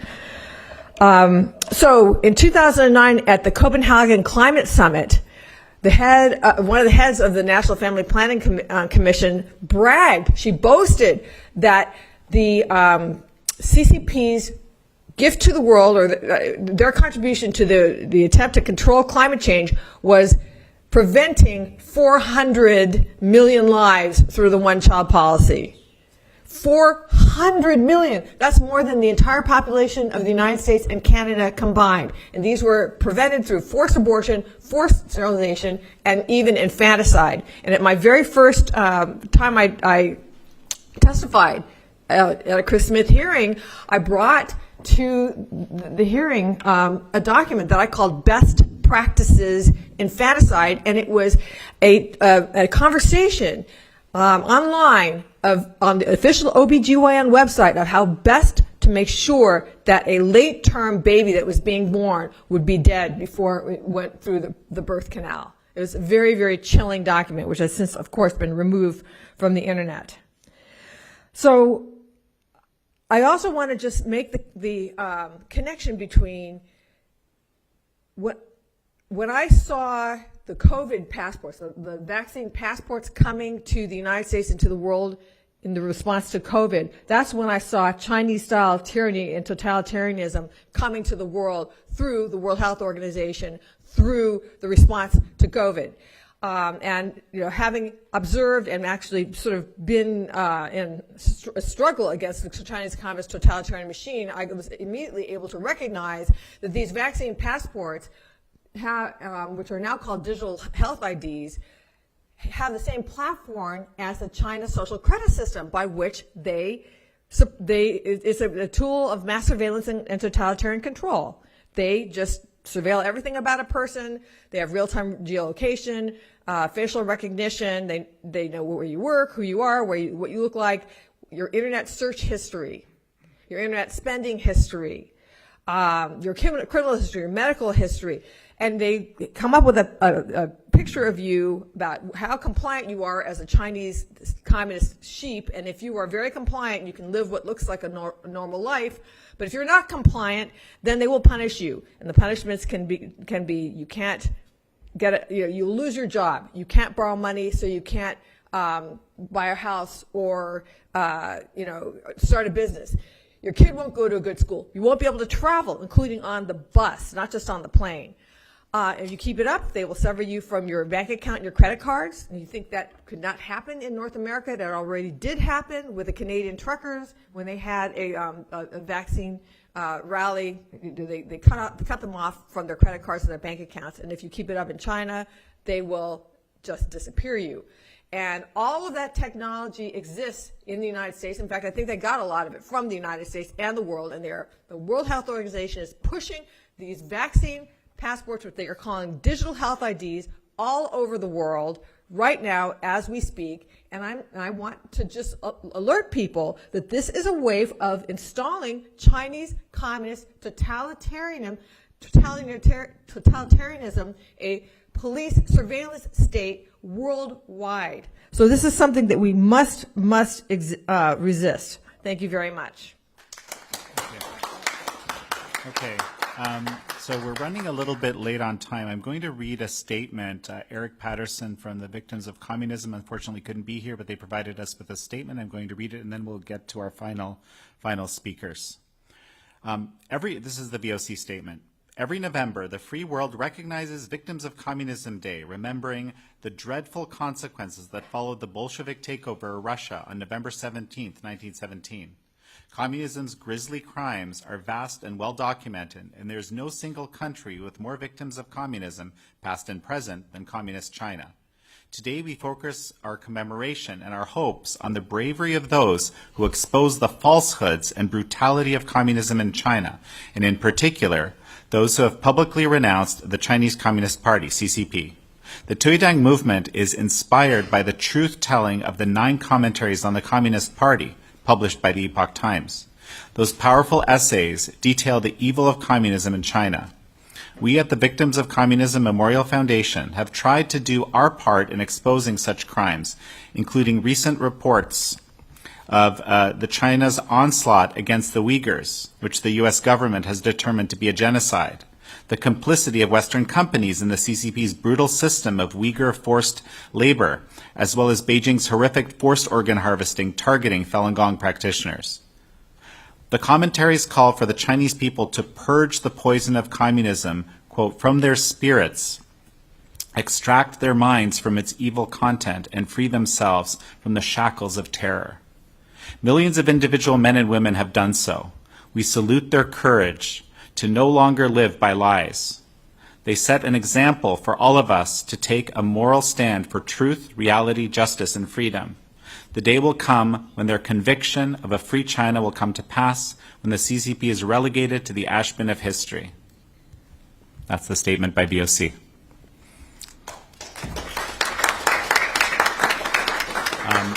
Next, we will invite Faith McDonald to speak. She's the Director of Advocacy. And I'm going to get you to I never am able to pronounce the name of your organization properly, so I'm going to get you to do it, please. It's Greek, it's not Chinese. So, Katartismos. The Katartismos Global. Thank you. Mm-hmm. Thank you. Thank you so much. I'm so honored to be here with you all.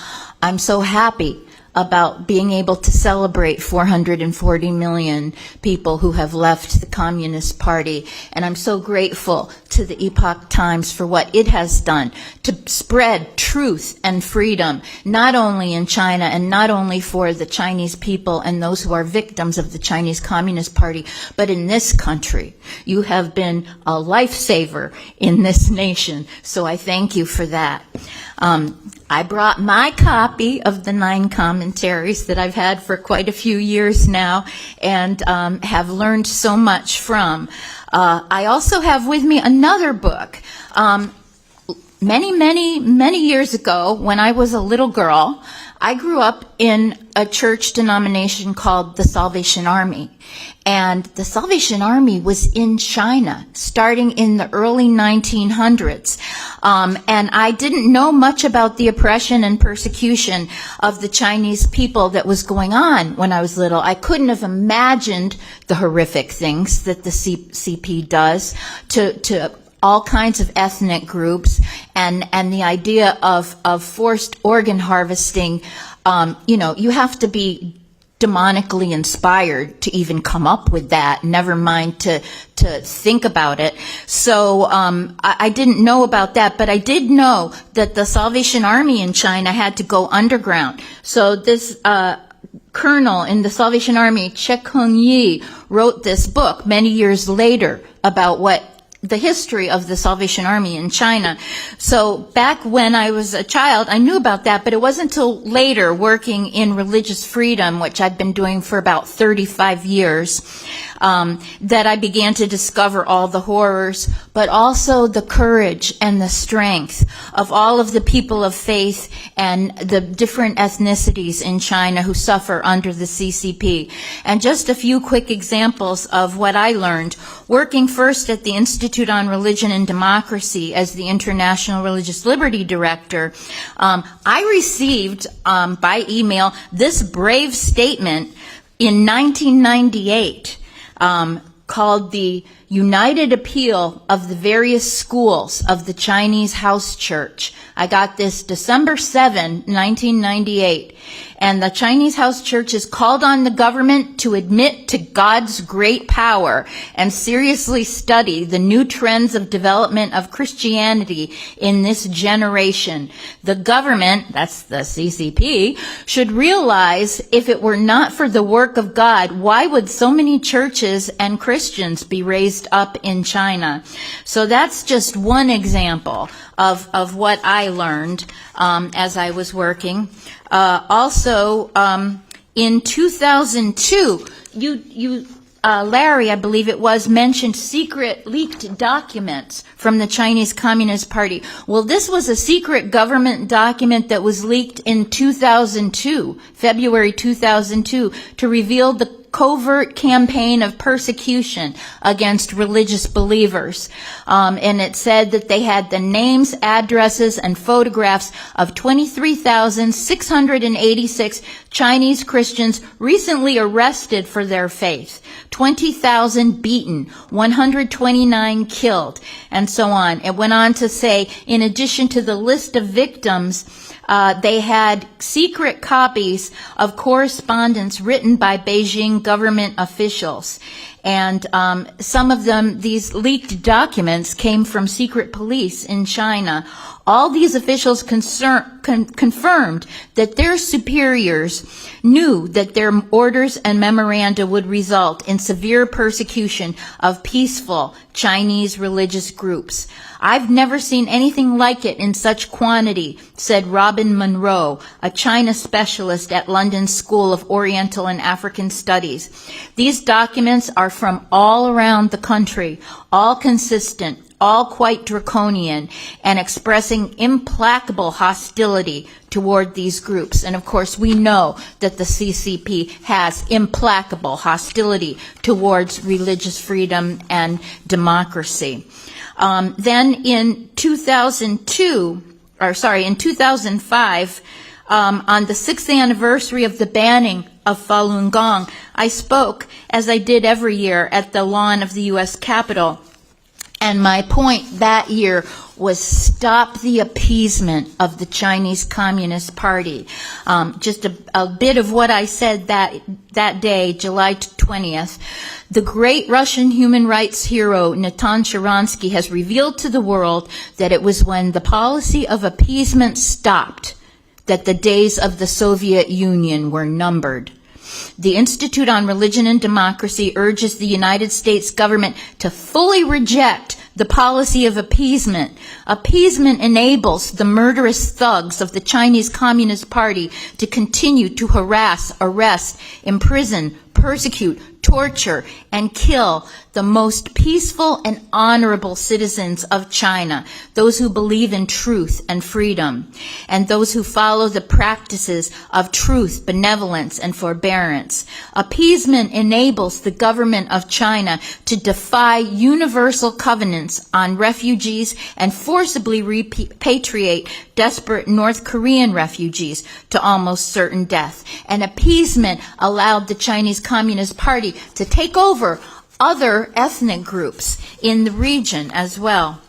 And then finally, I would say to the incoming administration of President Donald Trump, this is our plea: stop the appeasement of the Chinese Communist Party. And because of the season we're in, where we're getting close to Christmas, I just want to briefly finish with a story where we heard about the arrest of a secret Christmas Eve service that was going on with Christians from the underground church in China, and how the people at that service had been arrested and put in prison. And my late boss at the time, Diane Nippers, said, we need to do something, because at that point, I can't remember what year it was, but it was during the Obama administration, people in America were getting pretty cowardly about even using the phrase Merry Christmas. You may remember it was like, oh, happy holidays, I hope you have a nice time.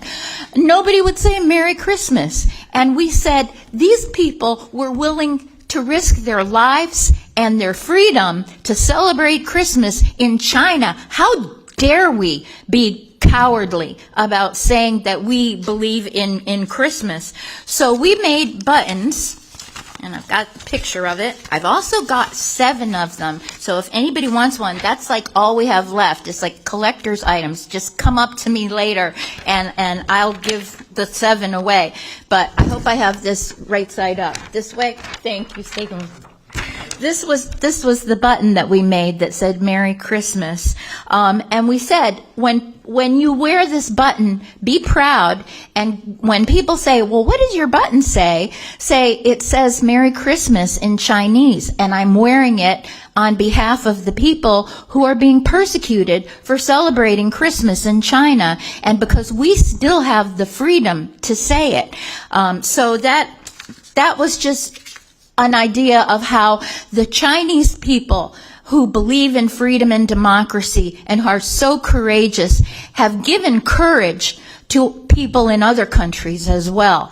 That not only is Falun Gong and the Uyghur people and the people who have stood up to the CCP of all kinds, as well as the Christians in the underground church and even in the Three Self movement, not only are they giving a blessing to the people of China by eroding the evil of the CCP, but they have given a blessing to those of us who are trying to stand up for freedom and democracy around the world, and given us courage, because as somebody once said, courage is contagious. So thank you.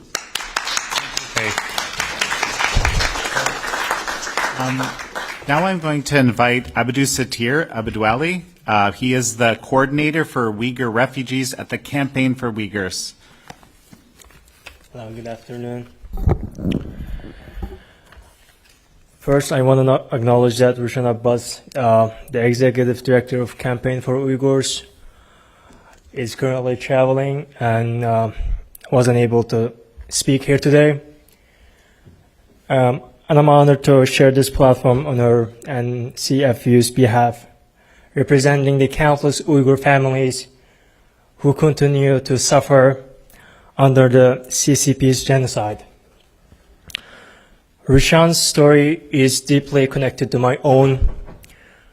Starting in 2017, numerous relatives of ours went missing, including members of Rushan's husband's family, who are also my second cousin, Abdul Hakim Idris's relatives. These were our uncles, aunts, cousins, our loved ones. When Rushan spoke out in September 2018, the CCP retaliated by abducting her sister, Dr. Gulshan Abbas, exemplifying a regime that punishes any dissent. I grew up in East Turkestan, where life under Chinese rule made it impossible to live freely or dignity. The CCP denied me the right to practice my religion or live in freedom without persecution. In 2015, I fled my homeland, spending years in Turkey and Saudi Arabia before finally reaching the United States, a country I'm proud to call home. For the past year, I've helped fellow Uyghurs with their asylum process, serving as a translator and assisting with legal documentation. Last month, despite of the harsh reality of Uyghurs facing full-fledged active genocide in our homeland, my own asylum application was denied. A devastating reality shared by many Uyghurs who are desperate to rebuild their lives in safety. The United States, both previous Trump administration and current administration, has led the world in recognizing the genocide in the Uyghur region. Yet the small number of Uyghurs here, a few hundred, still face immense barriers to securing asylum. We're not asking for handouts. We're asking for a chance to grow our families, to preserve our culture, and contribute to this great country. Many young Uyghurs dream of serving the United States, whether it's in the military, public service, other fields. They are deeply grateful for the freedoms this country offers and want to give back. But without legal status, these are only dreams. Organizations like Epoch Times are steadfast in their commitment to freedom and truth, values the CCP works to destroy. Platforms like this amplify our voices, exposing the lies of authoritarian regime. It's not enough for the CCP to persecute Uyghurs within the Uyghur region. It reaches into the diaspora, pressuring other countries to deport Uyghurs and those who have escaped, and silencing those who have escaped. China's hunger for control is unending, and it threatens universal values of freedom, dignity, and justice. Let me end with this. The Uyghur people are not just survivors. We're builders. We seek to live in peace, ensuring that our children who have escaped genocide, can thrive in freedom. But we need your help. We need this country, the leader of the free world, to protect those fleeing genocide and give us the chance to rebuild what we have lost. Thank you for standing with us in this fight for freedom and justice. Thank you all. Thank you. So now, thank you all for staying with us. We're running a few minutes late. We're down to our final speaker, Sehun Kim. He's a journalist and he's a captive nations advocate. I'll get him to explain what that is. I just want to add, for those of you that would like to take a group photo at the end who have been speakers, please hang around afterwards. And I'll say a few words to finish off once he finishes. Thank you, Yuan. Well, firstly, it's an honor to be here among all of you. A few days ago, I had a phone call with Jan and about this particular event, and when I picked up the phone, I was actually at the White House waiting for the press briefing to start. And after I said, look, I'd be happy to speak, and I hung up the phone, I went into the press briefing room, and one of the things I've noticed was that, and again, this Corinne Jean-Pierre didn't come out yet, and so a lot of the seats were empty. But then I couldn't help but to have this thought where, imagine all of these journalists, especially the first two rows, right, that get a lot of the questions on TV, asking about the plight of the Uyghur people, of the Falun Gong community, of the Southern Mongolians, Tibetans, Hongkongers, Chinese Catholics and Protestants who are underground. Imagine every single one of them actually saying something about it. I say this because I was actually one of the only journalists in the State Department that brought this question since last year. And the only response that, unfortunately, that we've gotten from this administration was that we care about this issue, but hang on tight, there's something coming. Well, to my disappointment, a lot of it didn't come. A lot of the expectations that we had did not come. When a lot of the questions that we pose as journalists, when we do ask about these questions, as you have witnessed, comes back with either the same question or you really don't get any question and answer at all. And the reason why I'm sharing with you today is that when we pose these questions to any administration, be it the Biden administration or the incoming Trump administration, the answers really speak a lot about the environment that we're living in. And I guess one thing that I should share is that for many years now, I've been seeing a trend of an ongoing vicious cycle, especially on the Hill and everywhere else, is that a lot of these issues, be it the Falun Gong issue, the East Turkestan issue, Southern Mongolian issue, or Tibetan issue, whatever it may be, is that there is a cycle of focusing on the aspect of human rights and human rights only. Now, human rights is extremely important and it deserves all of our attention. But it becomes, unfortunately, it becomes the only factor of discussion here.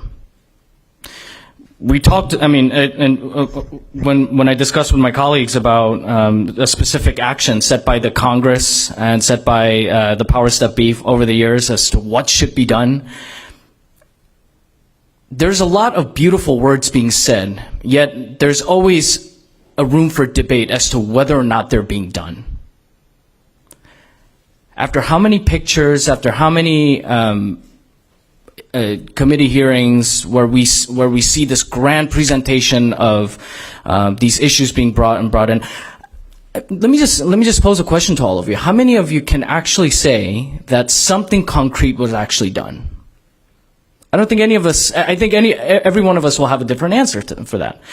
And I would like to also take this opportunity to especially congratulate our community from the Southern Mongolian community, where for the first time there is a bipartisan bill focusing on thanks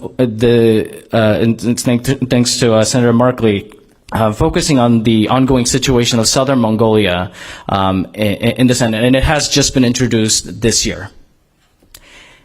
And this was after being told for years by the powers that be, and especially folks on the Hill, that, you know what, we'll work on it, or there's too many communities that we need to work on, but we'll look into it eventually. But it was actually the activists and the community members themselves being persistent in their fight for freedom. And I see the same thing with the Falun Gong community. Now, a little about myself. I need to let you know is that I was a huge advocate or a sympathizer of the CCP in the past, during high school. In 2008, as all of you remember, China put out this grand show of the pre-Olympic ceremony where they show the changing China, the great, beautiful aspect of China that no one can deny. And at that point, even at that young age, I realized, well, this is the only country that has both the aspect of the ideology that I felt attracted to, which is Marxism, where everyone is given equal opportunity, but with also the aspect of wealth combined with it together. Of course, I was deceived, right? And actually, one of the most hated communities in my mind and the likes of me in the past were the Falun Gong community. I remember sitting during my high school world history class, world religion class. A friend of mine actually did a whole presentation about the persecution of Falun Gong, and I remember standing up and telling her that is a lie. China's trying to do better, and you're being the arm of a whole other power that are trying to ruin China. Interesting, right? But all of that actually changed when I met up with a Falun Gong practitioner in the middle of winter, in the streets of Flushing, who was willing to talk to me, no matter what I believed, no matter who I was. And when she shared with me about the situation with her sister and the plight that her family was going through, that's when something clicked inside of me. And it was that one personal testimony that truly changed everything. Because I didn't realize that someone of a Chinese origin who grew up in the system to be able to come out and say, look, I'm from there and let me tell you my story. I share this with all of you today to remind you of one thing. Is that yes, we have representatives here who's really supposed to be the speakers of the district or the communities that you represent, but you have a voice also. If it took one lady in the streets of Flushing, right by the Queen's Library, and I'm sure many of you know where that is, to have this simple conversation to turn a very twisted individual like myself, or to at least start breaking this whole mirage of the beautiful China under the CCP. And you can look at my story, there's a bunch of them online. Every single one of you can make a difference that really we haven't seen before. Look at the Southern Mongolians. For the first time in history, their bill was being told. After being told multiple times that, well, this is essentially not a priority for us right now. But they've achieved it. So, in conclusion, I would like to tell you is that you saw the word captive nations when Jan introduced me first. We're, in a sense, right now, we live in a captive nations world. Like myself, there were so many people out there, and Ms. Shi mentioned how children are not being given free trips to China, and I don't find that surprising, to really see the grandeur of China, right? And it'll look really attractive, it'll look really great, but one thing will be missing, the aspect of freedom. And every single one of you can attest to all of that. We are, and the other thing I would like to share is that there are communities from those of East Turkestan, Southern Mongolia, Tibet, Hong Kong, and the Falun Gong community, and again, with the Catholic and the Protestant community that were underground. One thing they teaches us is this, is that we can always become captive under a dictatorial system if we do not pay attention and if we do not fight for our rights. And all of you being here today, and all the Falun Gong practitioners being on the streets, just telling the truth out there is a fight of its own. And Mr. Destro actually mentioned that that's a war is not really the way. I agree, because a greater war is being waged by all of you, a war of information, but actually this sense of hope that you have kindled in so many people's lives, whether you know it or not. I'm a Korean American student in the middle of New Jersey who never expected to even come across folks like you. And I have all of you to thank for that here. And the reason why I'm sitting here today is because of all of you. And there's going to be many, many people like me who are going to be coming and sharing different stories here, sharing the same stories here with you today in the future if you keep continuing the fight. So I thank you to the whole Falun Gong community for being so vigilant, but also at the same time, I also thank the Epoch Times and the NTD News for carrying on this information fight. Because again, as a journalist now, in conclusion, it humbles me every day to know that a network like Epoch Times, which has come across so much challenge and persecution over the years, I mean here at the United States, on behalf of mass news media, they have held on extremely, extremely strong. And I'm proud to sit with them be it at the State Department, at the White House, and now I'm going in the Pentagon, and to just bring the light of truth to whoever is in the administration. I have a lot of hopes for the incoming Trump administration that they will do the right thing. But again, just know that the status quo of keeping it within just in the realm of human rights is over. And I believe when we have achieved all of that, when we have gathered all of that through in that aspect, we can actually see a huge change come, not just in China and to the rest of the world. And the moment China becomes free, the whole world becomes free, because right now we are under the grip of the CCP in some way, shape, or form, whether it be through the BRI or in the small minds of small students here in Loudoun County and being elsewhere. And so I look forward to the day of celebrating that day of global independence with all of you. And that is really achievable. And thank you again for helping me to realize that is a possibility. So thank you so much, everybody. Thank you, Sehun. Well, so we've now come to the end of our program. There's one thing that we didn't mention. If you're out there watching, okay, and you know somebody who might be interested in quitting the Chinese Communist Party, or you yourself are watching and you want to quit the Chinese Communist Party, the website to go to for the Global Service Center is tuidang.org, TUIDANG.org, or if you want, that's in Chinese. If you want it in English, it's global.tuidang.org. And, you know, it's a great opportunity, as we've been discussing here, to cleanse oneself of this system, of this specter as it's been described.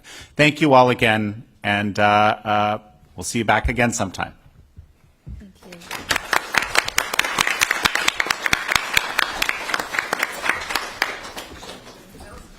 And now, so let's up here, right? Yes. Yeah. So let's for the group photo, we'll do it here. Presumably the. Stand up in the back. Yeah. Samira, where should we stand? Right. Okay. So move the chairs back. I do. I'll give you my card.